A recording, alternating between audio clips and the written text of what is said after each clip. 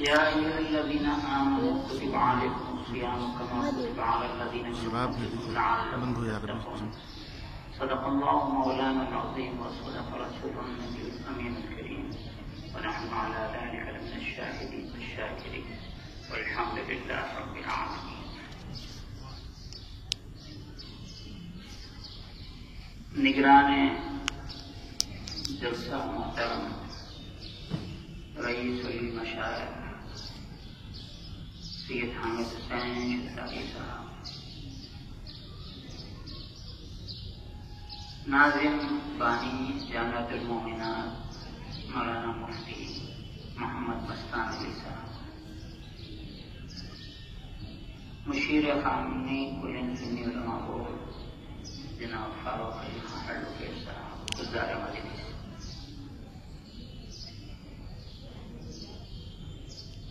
رمضان المبارک کا یہ دوسرا جمعہ ہے. برس برس سے سنی علماء بورڈ کی جانب سے یوم القرآن کا فضائل رمضان کا یہ جلسہ منعقد کیا جاتا ہے. ان جلسوں کا مقصد یہ ہے کہ جس طرح رمضان المبارک کا مہینہ سال میں ایک مہینہ مقرر ہے، 11 مہینوں کے بعد آتا ہے، اگلے پچھلے شمار کرنے سے بہت سے سبب جو بھولے ہوئے ہیں ان کو یاد دلا دیا جائے. جو جانتے ہیں وہ اثر اپنا آموں کا تازہ کر لیں، اور جو نہیں جانتے ہیں ان تک یہی پیام نئے درس کی شکل میں پہنچ جائے. تیسری کیفیت یہ ہوتی ہے کہ وقتاً فوقتاً جن مسائل کا سامنا مسلمانوں کو کرنا پڑتا ہے ان کا بھی حل بتایا جائے. یہ بات سبھی جانتے ہیں کہ رمضان المبارک میں قرآن مجید نازل ہوا، رسالت مآب صلی اللہ علیہ وسلم کے قلب اطہر پر یہ قرآن نازل ہوا. اس مہینے میں ایک رات ایسی ہے جو 1000 مہینوں سے افضل ہے. اس رات کا نام اللہ تعالیٰ نے قدر کی رات رکھا ہے، شب قدر، لیلۃ القدر. اس مہینے کے اعمال دیگر مہینوں کے مقابلے میں 70 درجہ زیادہ ثواب ان میں دیا جاتا ہے. انسان کی زندگی صرف 2 چیزوں پر ہے اور زندگی کا دار و مدار جن چیزوں پر ہے ان میں سے 2 اہم ہیں، جن کے 2 حصے ہوتے ہیں، ایک دن اور دوسرا رات. انسان جاگتا ہے یا سوتا ہے. ساری دنیا اس بات پر متفق ہے کہ سونا غفلت کی نشانی ہے، لیکن اس مہینے کو اللہ تعالیٰ نے ایسی بزرگی عنایت فرمائی کہ جو نیند غفلت مانی جاتی ہے، خدا سے دوری مانی جاتی ہے، اپنے کاموں سے غفلت شمار کی جاتی ہے، اسی سونے کو، اسی غفلت کو عام دنوں میں جو غفلت کہلاتی ہے، رمضان المبارک میں روزہ دار کا سونا عبادت قرار دیا ہے. اس سے بڑا اور کیا فضیلت ہے. عزیزان گرامی، قرآن مجید کی سورہ بقرہ کی جس آیت کی میں نے تلاوت کا شرف حاصل کیا ہے، اللہ تعالیٰ اس میں ارشاد فرماتا ہے، یا ایھا الذین آمنوا، اے ایمان والوں. خطاب ایمان والوں سے ہے، جو ایمان نہیں رکھتے ہیں ان سے نہیں ہے. بہت سے خطابات ہیں جس میں یا ایھا الناس آیا تمام لوگوں سے خطاب ہے، اور بعض مقامات ہیں یا ایھا الکافرون، کافروں سے خطاب ہے. مومنوں سے خطاب ہے، ایمان والوں سے خطاب ہے. اس آیت میں مومنوں سے خطاب ہے، یا ایھا الذین آمنوا، اے ایمان والوں. کتب علیکم الصیام، تم پر روزے فرض کیے گئے. کما اس طرح جیسا کہ اگلی امتوں پر فرض کیے گئے تھے۔ اس آیت میں اللہ تعالیٰ نے دو باتیں بیان فرمائی کہ تم پر روزے فرض کیے گئے جیسا کہ اگلی امتوں پر کیے گئے، یعنی آپ پر یہ پہلی بار فرض نہیں ہے۔ اگلی امتوں پر روزے فرض کیے گئے تھے اور تم پہ فرض کیے گئے ہیں، اس کا مقصد آخری دو کلمات میں اللہ تعالیٰ فرماتا ہے کما کتب علی الذین من قبلکم لعلکم تتقون، تاکہ تم صاحب تقوی بن جاؤ۔ تقوی کیا ہے اس لفظ کو سمجھا دیتا ہوں، اور اس میں تمام وہ 3 4 جو جہتیں میں بیان کیا تھا اس میں بیان کر کے اپنی بات کو ختم کرتا ہوں۔ تقوی کہتے ہیں ڈرنے کو، خوف کھانے کو۔ کس سے ڈرنا؟ اللہ سے ڈرنا۔ تم پر روزے اس لیے فرض کیے گئے ہیں کہ تم اللہ سے ڈرنے والے بن جاؤ، متقی بن جاؤ، پرہیزگار بن جاؤ۔ پرہیزگار یا پرہیزگار یہ فارسی لفظ ہے۔ پرہیز بچنا، دور ہٹنا۔ تقویٰ دور ہٹنا۔ کس سے دور ہٹنا؟ برائی سے دور ہٹنا، خرابی سے دور ہٹنا۔ جو فرامین الہی ہیں ان کے حدود کو نہ توڑنا۔ اللہ نے جو حد مقرر کی ہے اس حد کو نہ توڑنا، توڑنے سے ڈرنا تقویٰ ہے۔ تم میں تقویٰ پیدا ہو جائے۔ آپ یہ اچھی طرح جانتے ہیں کہ جو گناہ ہیں، چھوٹے گناہ ہیں، بڑے گناہ ہیں،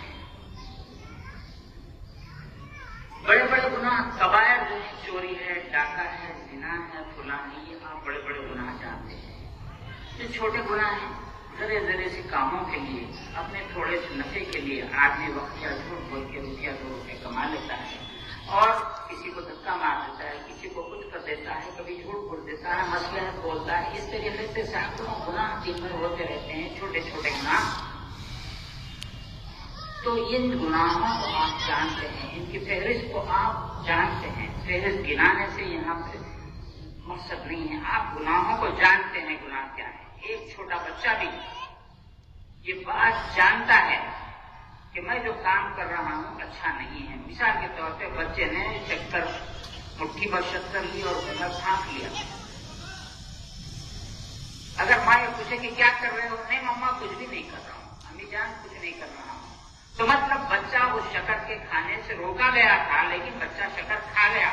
تو بچے کو یہ معلوم ہے کہ شکر کا کھانا ماں کی حضور ہوتی ہے۔ وہ چھوٹا بچہ جانتا ہے کہ بڑے بڑے لوگ نہیں جانتے ہیں، جانتے ہیں۔ جس طرح اللہ نے جو حکم دیا ہے اس حکم کی نافرمانی کرنا عدم تقویٰ ہے، فرما برداری کرنا تقویٰ ہے۔ اللہ رب العزت نے قرآن مجید میں ارشاد فرمایا کہ جس طرح ظاہر میں گناہ ہے ایسا باطن میں بھی گناہ ہے۔ اسلام 2 چیزوں سے مرکب ہے، اور انسان کے جو اعمال ہیں ان پر بھی 2 چیزیں ہیں۔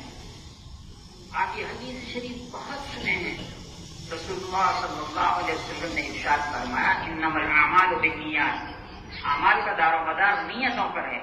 جو ظاہر میں ہمارا چلنا پھرنا، اٹھنا بیٹھنا، کھانا پینا، شادی بیاہ اور دیگر تمام امور خرید و فروخت ہیں جس سے بازار یہاں پر رونق اور جلوہ پیش کر رہے ہیں، یہ سب کیا ہے؟ یہ اعمال ہیں۔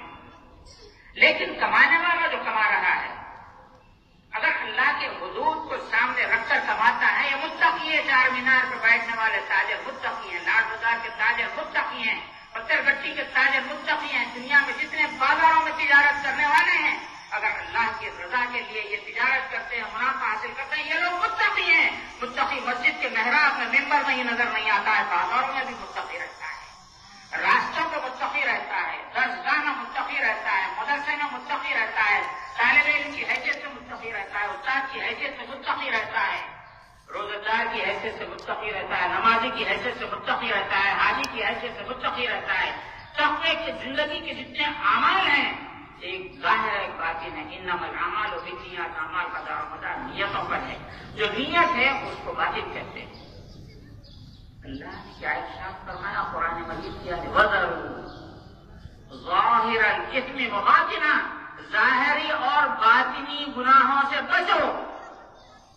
شریعت مطہرہ ظاہری پاکی سے گفتگو کرتی ہے، اور جس کا نام طریقت ہے وہ دل کی پاکی سے گفتگو کرتی ہے۔ وَذَرُوا ظَاهِرَ الْإِثْمِ وَبَاطِنَهُ۔ دنیا میں جتنی دانشگاہیں ہیں، جتنی یونیورسٹیاں ہیں، جتنے ادارے ہیں، جتنے مدرسے ہیں، جتنے جامعات ہیں، وہ تمام فقہ کی تعلیم دیتے ہیں، نماز روزہ حج زکات اور مسائل کی تعلیم دیتے ہیں، لیکن دلوں کی پاکی کا کوئی درسگاہ قائم نہیں ہے۔ دلوں کی پاکی کی درسگاہ صوفیہ کے نزدیک ہے۔ اب میں اس جانب آتا ہوں جو میں نے ابتدا میں 3 باتیں کہی ہیں کہ پچھلا سبق یاد ہو جائے، نئے بچوں کے لیے نیا سبق بن جائے، اور مسائل جو وقتاً فوقتاً اٹھتے ہیں اس سے متعلق بھی گفتگو کی جائے۔ عزیزان گرامی، جس کا تعلق تقوی سے ہے، اس رمضان کے روزوں کا مقصد اللہ نے فرمایا لعلکم تتقون۔ آگے جو آیتیں ایام معدودات شہر رمضان الذی انزل فیہ القرآن، اس پہ گفتگو نہیں، میں لفظ تقوی سمجھا دیتا ہوں۔ آدمی کیسے جانے کہ اس میں تقوی پیدا ہو گیا ہے؟ جب یہ نتیجہ جان جائے گا تو مسئلہ حل ہو جائے گا۔ ایک آدمی، اس کے اعمال بظاہر بہت اچھے ہیں، نمازی ہے، 5 وقتہ نماز پڑھتا ہے، تہجد پڑھتا ہے، نوافل پڑھتا ہے، اچھی تجارت کرتا ہے، بیوی بچوں کے ساتھ اچھا رہتا ہے، پڑوس کا حق ادا کرتا ہے، کیا اس کے دل میں تقوی پیدا ہوا یا نہیں ہوا؟ ان اعمال کو دیکھ کر اس کو متقی کہا جا سکتا ہے یا نہیں کہا جا سکتا؟ اگر جامعہ نظامیہ کے کسی فتوے کی روشنی میں بولوں تو ممکن ہے جو جامعہ نظامیہ کو نہ مانتے ہو انکار کرتے ہیں کہ یہ نظامیہ کا فتویٰ ہے، ہم کو فلاں مدرسے کا، شمالی ہندوستان کا فلاں مدرسے کا چاہیے فتویٰ۔ اگر ان کا حوالہ دیا جائے تو دوسرے اعتراض نہیں۔ اللہ رب العزت نے تقوی کا امتحان کیسا ہے، ایگزامینیشن، لیبارٹری کی رپورٹ کیسی ہے، تقوی کس کو کہتے ہیں؟ اللہ تعالیٰ فرماتا ہے کہ جو لوگ یغضون اصواتهم عند رسول اللہ، جو لوگ رسول اللہ صلی اللہ علیہ وسلم کے سامنے ان کے مواجہ میں اپنی آواز کو پست کرتے ہیں، دبا لیتے ہیں، اولئک الذین امتحن اللہ قلوبهم بالتقوی، اللہ تعالیٰ نے ان کے دلوں کا امتحان لے لیا ہے تقوی کے لیے۔ جو رسول پاک صلی اللہ علیہ وسلم کے سامنے اپنی آواز کو پست کرے وہ متقی ہے، وہ پرہیزگار ہے۔ رسول پاک علیہ السلام کے خلاف بولتا چلا جائے، نماز پڑھے، روزہ رکھے، تسبیح پڑھے اور شب و روز تہجد میں گزارے، 2 گھنٹے تک ایک سجدے میں تہجد میں اپنا گزارے، متقی نہیں ہے۔ اس کا زبان سے بولنا نہیں، حضور صلی اللہ علیہ وسلم کے سامنے اپنی سانس روک لینا۔ ادب گاہے زیر آسمان، ایک ادب کی جگہ ہے آسمان کے نیچے، عرش نازک تر، جو عرش سے زیادہ نازک ہے، نفس گم کرتا نہیں آیا، سانس روک کے آتے ہیں۔ جنید اور بایزید رسالنا صلی اللہ علیہ وسلم کی وہ بارگاہ ہے کہ جہاں سانس روک کے آتے ہیں۔ آپ نے کبھی دیکھا ہے تنہائیوں میں اولیاء اللہ نے جہاں ریاضت کی ان غاروں میں اپنی سانس کی آواز بھی آتی ہے۔ بہرحال تقویٰ یہ ہے، تو تقویٰ تجارت میں ہے، شادی بیاہ میں ہے، تمام امور میں ہے۔ آخری پوائنٹ، ہندوستان میں جو مسائل اس وقت چل رہے ہیں، جس کی جانب خود استقبالیہ میں مدیر قانونی نے اشارہ کیا، مجھے یاد دلایا کہ پروفیسر تنویر الدین صاحب نے مسلم فیملی کوڈ کا مطالبہ کیا تھا۔ آج سے تقریباً 1984-85 کی بات ہے کہ گورنمنٹ نے کورٹ میں عوام سے رائے طلب کی، جو فیملی میٹرز ہوتے تھے سول کورٹ میں چلا کرتے تھے، اور شادی بیاہ کے مسائل کا بوجھ ہو گیا تھا۔ آندھرا پردیش گورنمنٹ نے اور ہائی کورٹ نے تجاویز طلب کی تھی، تو میں نے اس وقت ایک تجویز بھیجی تھی کہ یہ فیملی کورٹ کو الگ کر دیا جائے سٹی سول کورٹ سے، اور اس میں مسلم فیملی کورٹ الگ کر دی جائے، مسلمان جج کو مقرر کر دیا جائے تو حکومتوں کی طرف جو انگلیاں اٹھتی ہیں، حکومت کی نیت خراب ہے، پرسنل لا میں مداخلت کرنا چاہتی ہے، یہ آواز مسلمانوں کی پھر نہیں اٹھے گی. ایک مسلمانوں کے کوٹ الگ کر دیا جائے، حنفی شافعی مالکی قاضی مقرر کر دیا جائے، تو اگر حنفی مقدمہ جائے گا حنفی قاضی فیصلہ دے گا، شافعی آئے تو شافعی قاضی دے گا، مالکی ہو مالکی، ہمبلی صرف ان کو تنخواہ دینا ہوگا. لیکن دنیا کا کوئی شخص حکومت پہ انگلی نہیں اٹھا سکے گا کہ حکومت ہند مسلمانوں کے دینی مسائل میں مداخلت کرنا چاہتی ہے. کوئی نہیں کہہ سکے گا. میں آج سے 30 سال تقریباً 29 یا 30 سال پہلے جب جامعہ نظامیہ میں فارسی کا استاد کا پڑھاتا تھا، اس وقت یہ تجویز رائٹنگ سے بھیجا تھا. الحمدللہ اس وقت کچھ عرصے کے بعد فیملی کوڈ الگ ہو گیا جو آج آپ کو دیکھ رہے ہیں. عزیزہ نے گرامی، آج جو طلاق ثلاثہ کا مسئلہ چل رہا ہے، اس میں ہندوستان کا ایک جو ادارہ ہے، جو مسلمان بھی یہی سمجھتے ہیں، وہ بھی سمجھتے ہیں کہ مسلمانوں کے نمائندہ ہیں.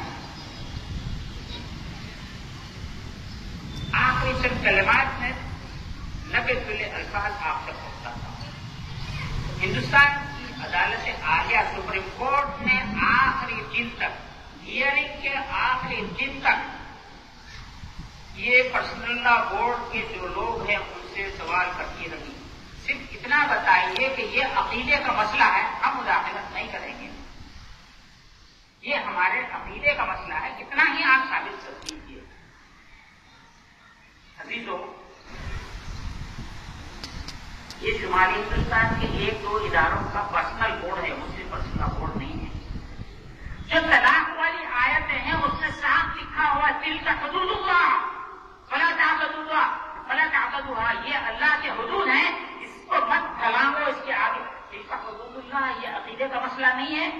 یہ پرسنل اللہ بورڈ کے جو علماء ہیں، یہ کیا حماقہ تو نہیں ہے؟ یہ جاہل تو نہیں ہے؟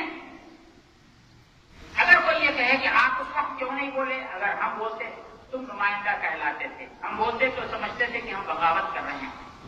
تم جوہلا کی جماعت تو نہیں بن گئے ہو. ٹھیک ہے، حدود اللہ کی آیت کا یہ حصہ یاد نہیں ہے تم کو، فلا تعتدوها تم کو یاد نہیں ہے. قرآن کھول کے اتنا بتاتے تھے کہ ہمارے عقیدے کا مسئلہ ہے، حدود اللہ کے ہیں. ہو گئی بات. آپ جن اشاروں سے مقدمے لڑتے ہو، جن کے پاس سے پیسہ خرچ کرتے ہو، اس کے وفادار ہوں. میں پھر سے سنی علماء بورڈ کے اس معزز جلسے سے پھر سے وہ 28-30 سال پہلے کے مطالبے کو میں دہراتا ہوں کہ آج بھی حکومتیں مسلم فیملی کوڈ الگ کرتے ہیں تو مسلمانوں کے جو آئلی مسائل ہیں اس کی نزاکتوں کو عام مسلمان سمجھنے سے قاصر ہیں، کیونکہ وہ اتنی نزاکت میں تعلیم حاصل نہیں کرتا ہے. علماء کی حاجت اسی لیے ہے کہ لوگ اس طرف رجوع کریں. سجائے کہ غیر مسلم قاضی، غیر مسلم ججز، اگر وہ اتنی سمجھ یا وہ کمال ان کو حاصل ہوتا تو اللہ کی وحدانیت کا بھی وہ قائل ہو جاتے تھے. عزیزوں، میں گفتگو کو مختصر کر کے یہ عرض کرتا ہوں. اللہ رب العزت نے صاف صاف ارشاد فرمایا کہ تم ان کے خداؤں کو تم برا مت کرو، وہ جہالت کی وجہ سے اللہ کی شان میں گستاخی کر دیں گے. تو جن کے پاس 35 لاکھ خداؤں کی فوج ہے، ایک خدا پر تم راضی نہیں ہو سکتے ہو تو ایک یونیفارم سول کوڈ کا تم کیسے مطالبہ کر سکتے ہو؟ 35 لاکھ خدا ایک نہیں ہو سکتے ہیں تو یہاں پہ 350 زبانوں کے بولنے والے افراد کے لیے تم جو مطالبہ کرتے ہو کہ ایک کامن، سب کے لیے کامن سول کوڈ ہو، تو تم کامن خدا کو نہیں مان سکتے ہو تو ہم سے کیسے مطالبہ کرتے ہیں؟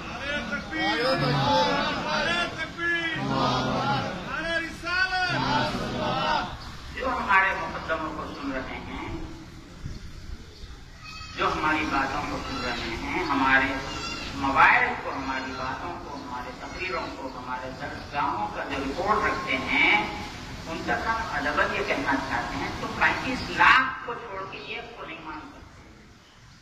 تو صرف کامن کا مطالبہ آپ کے بات یہ ہے،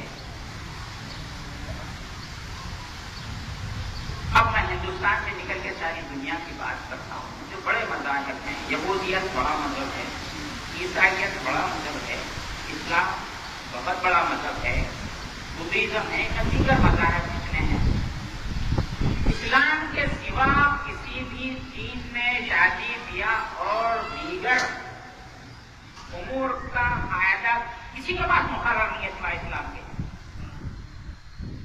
آپ کے پاس جو کوڈ بنا ہے غیر ہندوستان کے غیر مسلموں کے لیے، آپ کا انڈیپینڈنس ہے، اس سے پہلے کیا تھا؟ کچھ بھی نہیں تھا. جن کے پاس قاعدہ قانون ہے ان کے قاعدے کو کیوں توڑنا چاہتے ہو؟ جن کے پاس قاعدہ قانون نہیں ہے، قاعدہ قانون وہاں بنائیے. بات دراصل یہ ہے، شیخ سعدی نے فرمایا جو لوگ محروم ہوتے ہیں نعمتوں سے، وہ صاحب نعمت سے چاہتے ہیں کہ اس کی نعمت کو چھین لیں. ہمارے پاس قاعدہ مقرر ہے، نہ توریت کا قاعدہ آج سلامت ہے، نہ انجیل کا قاعدہ سلامت ہے، نہ زبور کا قاعدہ سلامت ہے، نہ ویدا کا قاعدہ آج سلامت ہے. دیگر کتابوں کا جس کا علم ہم کو نہیں ہے اس کے بھی قاعدے سلامت نہیں ہیں. تم جو قاعدہ مقرر کر لیے، تم جو بات مقرر کر لیے. ہمارے پاس اب میں دو گواہ ہیں، آپ کے پاس اگلی کا پھیرا ہے، آپ کو گواہ بناتے ہیں. کورٹ میں جب مقدمہ چلتا تو آپ کیا گواہی دیتی ہے؟ نہیں دے سکتی ہے. یہ خود آپ کے سمجھ کے مطابق بات کر رہا ہوں، انتظامی جواب نہیں. آپ کے آپ کا وہاں پہ گواہی نہیں دے سکتے. عزیزان گرامی، پھر سے اس بات کو مسلم فیملی کوڈ آج ہی الگ ہو جائے تو ہندوستان کی حکومت میں یا دیگر حکومتوں پہ کوئی الزام نہیں لگائے گا کہ مسلم پرسنل لا بورڈ میں، معافی چاہتا ہوں، مسلم پرسنل لا میں، اسلامی قانون میں یہ مداخلت کی نیت رکھتے ہیں. کسی حکومت کا حق نہیں آئے گا اور بہتر حکومت چلانے کے لیے یہی ہے کہ جس مذہب کا ماننے والا ہے اس مذہب کے مطابق فیصلہ کر دیا جائے. اگر کسی کو زیادتی معلوم ہوتی ہے، 3 طلاق زیادتی معلوم ہوتی ہے، سمجھتے ہیں، تو اس کو زیادتی سمجھنے والا خود بخود اسلام کے دائرے سے باہر ہو جائے گا.